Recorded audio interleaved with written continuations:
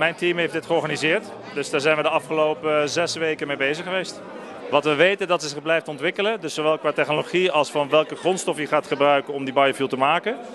En we weten nu nog niet zeker wat de meest succesvolle formule wordt. Dus wij proberen meerdere formules uit, meerdere soort feedstock zoals dat heet en meerdere technologieën. En in de aankomende, hopen we 5 jaar, gaat het zich uitbalanceren, uitvechten wat nou de beste oplossing zal zijn. Volgens mij zijn we ook nog een kwartier eerder aangekomen, dus we hebben het gevoel dat die fuel nog extra heeft bijgedragen aan een efficiëntere vlucht. Ik ben ontzettend enthousiast en heel blij met de overwinning, want het was erg spannend. 5 hele goede inzendingen, dus ik had het niet zien aankomen. Goede hoop natuurlijk, maar ik voel me heel erg gesteund door de minister-president, maar ook door de zaal die erg enthousiast was. Wij zijn een bedrijf in Nederland, gevestigd in Amsterdam. En ik ben een van de 6 uit het bedrijf. De oprichters van het bedrijf, daarvan is het idee om deze biologisch afbreekbare box te gaan maken. En het idee om dat dan voor tomaten op Aruba te doen, dat hebben we samen uitgewerkt. Ik blijf nu nog 2 dagen, dus tot en met dinsdag. En dan hoop ik nog wat mensen te kunnen ontmoeten, bedrijven, de boeren die er al zijn. En dan gaan we kijken wanneer ik weer terug kan komen om hier verder over te praten. Ik denk dat we gaan beginnen met tomaten. Of misschien dat we beginnen met 2 of 3 gewassen. Ongelijk.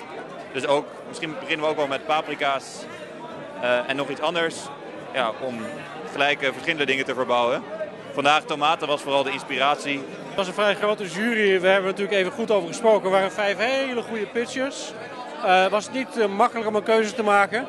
Maar het voorstel wat deze start-up eigenlijk heeft, is eigenlijk beschikbaar voor iedere Arubaan.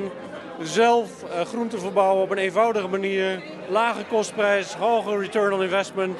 Dus ja, wij vonden dat een prachtig complementair voorstel met Aruba dat al zo'n geweldige duurzaamheidsfilosofie heeft, maar eigenlijk bijna al zijn voedsel importeert. Dus de kracht van het voorstel is dat u straks zelf uw groenten, uw tomaten kunt verbouwen. De biobrandstof die nu nog gebruikt is op deze vlucht zijn nog reststoffen eigenlijk. Dus het is used cooking oil.